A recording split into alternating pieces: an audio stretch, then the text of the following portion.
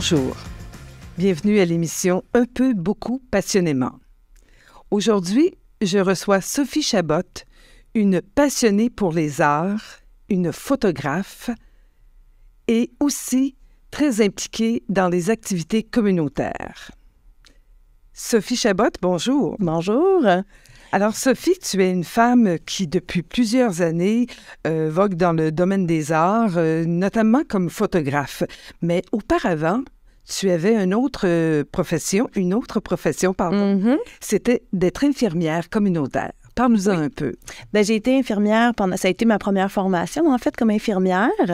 J'ai pratiqué pendant une quinzaine d'années.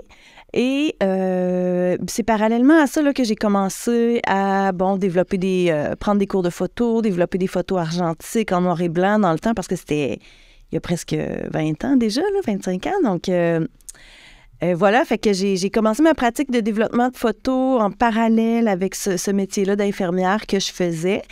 Et je travaillais donc en salle d'accouchement au début, donc j'ai commencé des portraits de femmes enceintes, de nouveau-nés aussi, tout ça. D'accord. Puis on développait en chambre noire, donc c'est vraiment de la photo argentique, et puis on développait dans la chambre noire, là, avec les lumières oranges, l'odeur des chimies. C'est ça, c'était vraiment différent parce qu'aujourd'hui, tout est numérique. Mais parle-nous quand même de ce temps-là où la photo était vraiment un art différent. C'était un art qui demandait beaucoup plus de temps, d'études aussi du sujet à photographier. Ah oui, c'était quelque chose parce que là, on voyait pas l'image d'emblée. Donc, à chaque fois qu'on prenait une image, il fallait écrire nos paramètres, l'ouverture, la vitesse qu'on avait pris, choisir le bon film aussi pour l'ISO. Oui, tout à fait. Donc, oui. Donc, c'était quelque chose. Après ça, on développait donc le négatif. Et là, on pouvait déterminer si on le voulait un petit peu plus contrasté, un petit peu moins contrasté, surdéveloppé, sous-développé. Puis en chambre noire, mais là, c'était un autre processus sur l'image où là, on avait beaucoup d'ajustements à faire pour arriver là, à une image qui nous plaisait. C'est ça, parce qu'en fait, c'est toujours la recherche de la lumière, la luminescence qui va paraître dans la photo. Hein? Oui, exact. Puis la profondeur des noirs aussi, beaucoup, là, en noir et blanc. Oui. Et parle-nous de tes premières expositions, notamment, j'aimerais que tu t'exprimes sur celle que tu as fait avec ton père, qui s'appelait Chabot et filles. Oui, ça, c'était une belle première. Ça a été comme une invitation de Denis Leblanc à ce moment-là. Là. C'était en 2012, je crois, cette exposition-là. Oui, tout à fait, Mon père faisait des girouettes artisanales et c'est comme quelque chose qui a développé comme ça là, à sa retraite. Il cherchait une girouette pour la maison, il n'en trouvait pas, donc il s'est dit, je vais en faire une, commence à en faire une. Puis là, tranquillement, les amis en demandaient, puis fait qu'il a commencé à produire des girouettes avec des éléments récupérés. Ils étaient très, très belles, d'ailleurs. Elles étaient superbes. Ouais. Et vraiment, lorsque je les ai vues, moi, pour la première fois, parce que j'étais là au vernissage de Chabot et filles, lorsque j'ai vu ces girouettes faites en flèches de métal, que ce soit des oiseaux, coqs, chevaux, lunes, bâtons, etc., mais il y avait du stainless poli, du verre, de la céramique. C'était des créations absolument uniques, personnalisées même, je crois. Oui, des gens pour certaines personnes. Oui, il y a des personnes qui amenaient leur vase ou leur boule, puis qui demandaient une girouette avec ça. Puis il passait son temps là, avec ma mère à faire les ventes de garage l'été, puis à acheter toutes sortes de choses. Puis là, il démontait ça. Il y en avait partout dans son atelier, tous les morceaux. Fait qu'ensuite, il réassemblait pour créer sa girouette. C'était vraiment des œuvres d'art. Ah oui, vraiment. Un peu de valeur de mettre ça à l'extérieur, d'ailleurs, mais ça pouvait aller à tout vent, toute température. Ah oui, puis ils sont encore très, très belles. Là. Moi, j'ai encore la mienne, ma soeur aussi. Elles sont restées très, très belles. Puis fait que je pense que je tiens beaucoup peut-être du côté artistique de mon père. Et puis, ça a été un bel honneur aussi parce que mon père était malade à cette époque-là déjà, d'un cancer là, qui avait eu beaucoup de complications après aussi. Donc, il est décédé à la fin 2014. Fait que ce moment-là privilégié que j'ai eu avec lui, ça a été vraiment précieux. Tu sais, ça reste comme encore de moi. C'est ça. Un bel échange entre vous deux, d'ailleurs, sur le plan artistique. Et j'aimerais que tu nous parles d'une exposition extraordinaire que tu as faite vers les années entre 2012 et 2014, qui s'intitulait « Déficience intellectuelle ou intelligence différente. Oui, DI ou ID. Déficience intellectuelle ou intelligence différente. Voilà. C'est 2015-2016. Donc, c'est un projet, c'est une bourse que j'ai eue du Conseil des arts dans le cadre des ententes territoriales. Et c'est suite au décès de mon père un peu que, à ce moment-là, je travaillais encore comme infirmière. Et puis, là, j'étais en congé maladie. Puis, il y a eu l'appel pour les bourses. Et puis, je me disais, on dirait que ça ramène à qu'est-ce qu'on veut vraiment faire. Tu sais, quand on a un décès proche comme ça. C'est essentiel. Oui, c'est ça. Il y a quelque chose. Puis c'est comme si le délai aussi d'attendre, je vais faire ça dans 5 ans, on dirait que c'est maintenant. Il y avait comme une urgence d'agir. Oui, il y avait comme une urgence d'agir parce qu'on conscientise l'impermanence. Oui, c'est ça. Puis là, il y avait une belle opportunité qui s'offrait à toi. Exact. Fait que, tu sais, je me suis demandé, mais qu'est-ce que moi, je voudrais vraiment faire? Qu'est-ce qui me plairait vraiment? Puis, évidemment, tu sais, j'ai tout ce côté-là social, humain, qui est présent dans moi, qui était aussi en lien avec ma pratique d'infirmière. Puis le côté artistique. Donc, en mixant ça, j'ai conçu ce projet-là avec des personnes en déficience intellectuelle. Donc, on a fait des ateliers d'art. Pendant 10 semaines, j'ai donné des ateliers d'art avec eux. C'était avec l'organisme LAFE. Oui, l'association avec des personnes déficientes intellectuelles. Oui, de l'érable. De l'érable. C'est ça.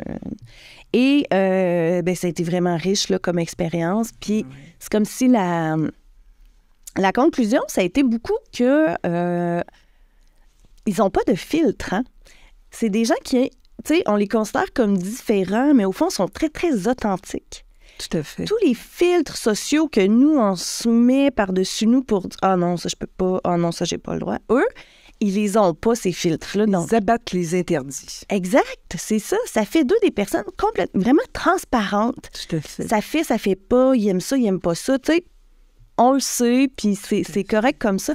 Donc, les œuvres de ce projet-là représentaient un peu ça. Tu sais, j'ai repris de leurs œuvres, puis je les ai décomposées en calque sur l'ordinateur pour les réassembler, mais imprimées sur des acétates. Okay. Donc, en transparence. Tu sais, donc, on voyait leurs œuvres, mais on les voyait comme en transparence là, à travers certains films. Et tu avais fait quand même une belle mosaïque peinture de toutes les petites œuvres créées par ces gens-là. Qui avaient fait, exact. C'est très beau, c'est ça. Je vais juste te citer, parce que sur ton site, j'ai lu « L'art est beauté et vérité ».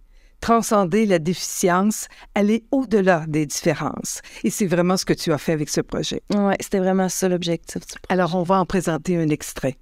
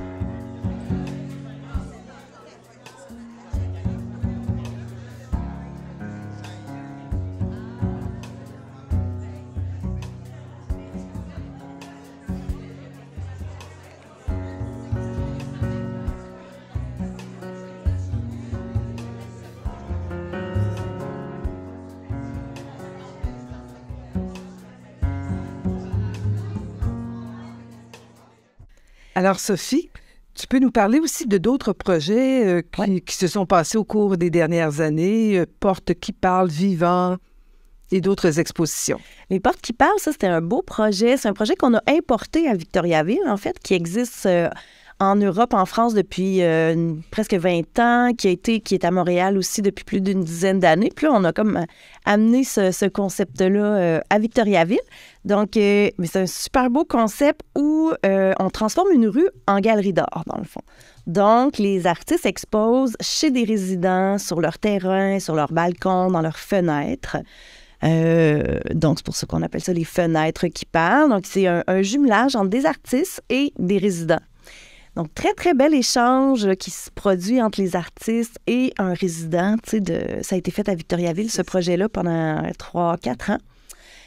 Donc, puis c'est de rendre l'art accessible aussi, hein, parce que là, tu te promènes dans la rue, puis tu vois des œuvres, tu sais, il y a des images. Là, c'est surprenant parce que c'est hors de l'ordinaire. Exact, exact. C'est comment embellir les maisons avec les artistes qui ont produit de belles œuvres. Oui, puis amener l'art chez les gens, tu sais, au lieu d'amener les gens dans les galeries. Donc là, Est-ce que c'était seulement des tableaux en art visuel ou il y avait d'autres... Il y a eu des performances, il y a eu de la sculpture, il y a eu plusieurs artistes qui ont participé quand même. On avait une bonne douzaine d'artistes à chaque édition qui exposaient. Donc, on a eu de tout, là. Il y a eu Laurent Luneau qui a fait une super belle installation sur une pelouse. On avait Linda Vachon, Carole Hébert qui a fait des très, très belles banderoles là, qui étaient exposées au 2e étage puis qui descendaient jusqu'au 1er. C'était superbe. Ouais. Donc, beaucoup de variétés. Parfait. Maintenant, dans ta recherche de travailler avec les gens au niveau communautaire, tu as travaillé avec des personnes souffrant de l'Alzheimer. Parle-nous-en un peu de cette exposition Vivant. Vivant, ça a été un beau projet. Je travaillais à ce moment-là comme infirmière à la Société Alzheimer Centre du Québec. Et donc, j'étais en contact quotidiennement là, avec des personnes qui vivent avec une maladie de type Alzheimer ou une maladie apparentée, un trouble neurologique apparenté à l'Alzheimer. Une démence ou une... Et on s'est dit, bien, pourquoi on n'irait pas vraiment faire un portrait d'eux, des beaux portraits d'eux aujourd'hui, et jumeler ça avec des portraits d'eux quand ils étaient jeunes, dans la fleur de l'âge, autour de la vingtaine. Donc, on a sollicité les familles pour qu'ils nous amènent des images de leurs parents ou de leurs grands-parents quand ils étaient jeunes. Oui.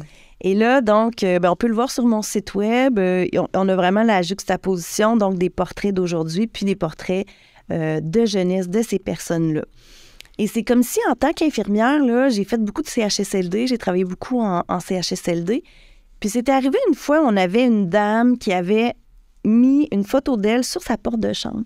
Oui. Elle avait 25 ans, elle était peignée, là, ça devait être une grosse soirée, elle était belle, elle rayonnait, puis c'est drôle parce que, wow, tu sais, là, c'est comme si, comme soignant, on se dit, mon Dieu, on a tendance à oublier, à force du quotidien, puis de la surcharge de travail aussi, puis du rythme, on a tendance à oublier que ben ils ont été comme nous dans la fleur de l'âge, tu sais, ils ont élevé leur famille, ils ont vécu, ils ont ri, ils ont dansé, ils ont aimé. Puis quand on les côtoie avec leur démence, leur déficit, ben on gère des troubles de comportement, on gère des oublis, on gère des comportements qui sont très très différents de qui ils ont été vraiment. Fait que je trouvais ça beau de ramener ça à l'avant, là. Tu sais, de les mettre en lumière parce qu'elles ont été des lumières dans leur vie. Exact, c'est ça. Mais là, il y a quelque chose aujourd'hui qui s'efface. Et donc, dans les portraits photographiques actuels que j'ai pris d'eux, je me suis assurée que la lumière avec laquelle ils étaient éclairés traduisait cet effacement-là partiel de la personnalité de la personne. Donc, il y a un côté de l'image qui est très, très noir, un côté du visage qui est beaucoup plus dans l'ombre, puis il y a un côté du visage là, qui est beaucoup plus rayonnant et lumineux. Ouais. C'est ça, parce que toi, tu joues avec la lumière. Exact. La photo, c'est la lumière. La photo, c'est la lumière, oui. C'est ça. Parle-nous aussi de d'autres expositions comme Champ libre. Ah, Champ libre, c'est un super beau projet qu'on fait à Victoriaville. 4e édition là, cette année en 2023 quand même. Donc, c'est un projet de art-nature qu'on a parti à Victoriaville dans le parc du Boisé des Frères du Sacré-Cœur. D'accord. Derrière, oui. C'est ça. Et donc, on fait un appel aux artistes et les artistes sont invités à venir créer une installation, une œuvre d'art éphémère. Donc, parce que on est proche du land art, on n'est pas dans le land art pur parce qu'on permet quand même aux artistes certains matériaux là, qui ne sont pas des matériaux naturels comme des cordes, par exemple, ou qui ne se trouvent pas nécessairement dans le bois. Ils peuvent apporter certaines choses pour leur création. Et donc, les œuvres sont conçues sur place, dans le bois, pendant un week-end.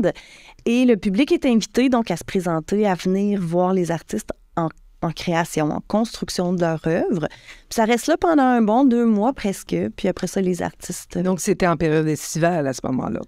C'est l'automne maintenant. Oui, c'est l'automne. On le fait en septembre. Les automnes sont là pour servir de beaux décors. Oui. Fait que septembre, le mi-septembre, c'est l'événement.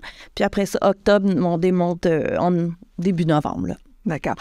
Tu as participé aussi à un autre projet extérieur qui s'intitulait « Oh là là » avec beaucoup d'autres artistes de tout le centre du Québec, à différents endroits, d'ailleurs, au niveau géographique là, de toute la région centre du Québec. Oui, tout à fait. C'était une initiative de Culture Centre du Québec qui voulait mettre l'art un peu partout. C'était dans les années de pandémie aussi, hein? Donc on a fait l'art extérieur, puis il y a eu un appel aux artistes. Donc, je pense que moi, mes œuvres étaient à la Terre des Jeunes, à Victoriaville. Ah, d'accord, parfait.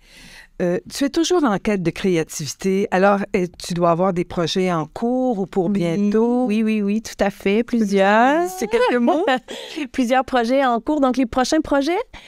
donc là, je débute un projet qui s'appelle « Les portes qui parlent ». Donc, c'est un peu en lien avec les fenêtres qui parlent, qui était donc une exposition à ciel ouvert dans les rues. Là, ce qu'on veut faire, c'est une exposition, mais sur les portes des résidences pour aînés. Donc, ça s'appelle « Les portes qui parlent », évidemment, parce que les œuvres des jeunes, donc on va faire un jumelage entre des jeunes et des aînés qui vont correspondre sur des thèmes communs à la vieillesse et à l'adolescence. Donc, le changement, les choix qu'on a à faire dans la vie. On va demander aux aînés aussi, qu'est-ce que vous diriez à vous-même si vous pouviez vous parler et que vous aviez 15 ans? Beau retour en arrière. Beau retour, hein? Puis là, ça a été intéressant de voir leurs réponses, puis de voir aussi les réactions des étudiants qui vont recevoir ça. Donc, eux vont être invités aussi à répondre, à correspondre. Donc, ensuite, les étudiants vont créer vraiment des œuvres personnalisées pour l'aîné. Et ça sera affiché donc sur les portes dans un couloir là, de résidence. Quels sont les médiums qui vont être utilisés à ce moment-là? On va travailler beaucoup avec la photographie, justement. Donc, s'ils sont capables de nous transmettre des images de jeunesse, et c'est sûr qu'on va utiliser ça. Transfert d'images aussi pour utiliser la main manuscrite. Donc, ça pourrait être transféré dans l'image. Ça va être médium mixte. Parce qu'oublions pas aussi que les aînés, ce sont des gens qui ont beaucoup écrit. Exact. Nous, on fait du clavier, mais pour eux, c'était vraiment différent. C'était l'écrit. Oui, donc on veut vraiment que la correspondance soit faite à la main, à la plume, sur papier, et ça pourrait être intégré dans l'œuvre, évidemment. Donc, les étudiants vont travailler plus sur l'ordinateur, à la fois sur l'ordinateur et sur papier. Est-ce que ce sont des étudiants au niveau secondaire ou plus tard au collégial? Secondaire, là, on regarde pour le... Oui, parfait, c'est la classe visée. Et tu nous parlais aussi de d'autres expositions là, en santé mentale. Tu as travaillé avec des gens qui fréquentaient l'hôpital HDA. Oui, ça, c'est un projet quand même qui dure dans le temps. Ça a commencé en 2017, la première édition. J'ai fait 7 semaines d'atelier d'art avec eux. Et ça, c'était en collaboration avec la résidence de type familial Vaillancourt. Donc, c'est des gens qui vivent avec une problématique sévère quand même en santé mentale et qui donc vivent dans une maison là, accompagnée d'intervenants puis de personnes ressources pour eux. Donc, ils venaient chaque semaine chez Atoll Art Actuel. On faisait des ateliers. Puis, on a beaucoup réfléchi ensemble aussi sur notre thématique cette année-là, c'était le regard. Donc, le regard sur soi, le regard qu'on porte sur soi, le regard que les autres portent sur nous et le regard que nous, on porte aussi sur les autres. Donc, on a conçu une exposition, un livre d'art, puis une installation dans les locaux d'Atoll Art Actuel là, pour l'exposition. Donc, le livre s'appelait « Le regardeur et le regardé ». Ah oui, c'est intéressant comme ça. Oui, c'est intéressant. Puis la réflexion qu'on a faite avec eux était vraiment, vraiment intéressante, là, de parler de à quel point la stigmatisation sociale associée aux problématiques de santé mentale est lourde pour les personnes qui vivent avec la maladie. T'sais. En plus du poids de la maladie, qui est déjà beaucoup, bien là, ils ont en plus le poids de quand ils sortent tous ces jugements-là sur eux parce qu'ils ne marchent pas de la même manière, parce qu'ils sont un peu dans leur monde, parce que toutes sortes d'affaires, ça rajoute tellement, puis c'est tellement présent qu'ils finissent par eux-mêmes se stigmatiser d'avance. C'est ça. Tu sais? La crainte devient vraiment au-delà de ce qu'on pourrait penser. Ben oui, on appelle ça de l'autostigmatisation. D'accord. Donc, c'est comme s'ils s'auto-stigmatisent, puis ils vont s'empêcher, donc, de sortir, de socialiser ou d'aller dans des événements parce qu'ils sont sûrs que les regards qui vont arriver vont être lourds, déplaisants, puis tout ça. C'est ça. Fait que... Mais toutes ces démarches, dis-moi, Sophie, ça va servir éventuellement à prouver à la population que ces gens-là peuvent vivre quasi normalement parmi la population. Ben oui. Et ne pas les exclure, les inclure au contraire. Oui, exactement.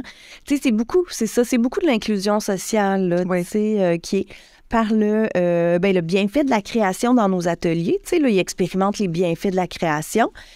Puis après ça, quand on va vers le vernissage, l'événement, ben là, on est dans de la sensibilisation puis de la déstigmatisation. Tout à fait. Parle-moi aussi de ce que tu as fait. Tu me parlais que pendant la pandémie, tu avais fait des photos de danse avec ton corps. Tu appelles ça du light painting. Oui. Ben là, évidemment, dans la pandémie, tu sais, on était seuls dans l'appartement, dans la maison, donc beaucoup de temps. Les projets culturels, ça a comme tout tombé aussi, là, la première année. Fait que... donc, j'avais du temps, puis j'avais mes caméras, j'étais chez moi. Donc, je me suis installée dans le salon, puis pour moi, le corps est vraiment, vraiment important dans ma pratique. C'est comme si c'est notre ground, hein, le corps, puis c'est notre premier outil. Puis on peut... Donc, je voulais intégrer le corps dans mes images, intégrer le mouvement aussi, parce que la photo, c'est la lumière, mais c'est aussi le mouvement. C'est la vitesse d'ouverture, puis la lumière. Donc, je trouvais que d'aller danser et d'imprimer la lumière qui émanait de mon mouvement, c'était comme pour moi revenir vraiment à l'essence de la photographie, tu sais, avec les voies de la lumière. Puis Eh bien...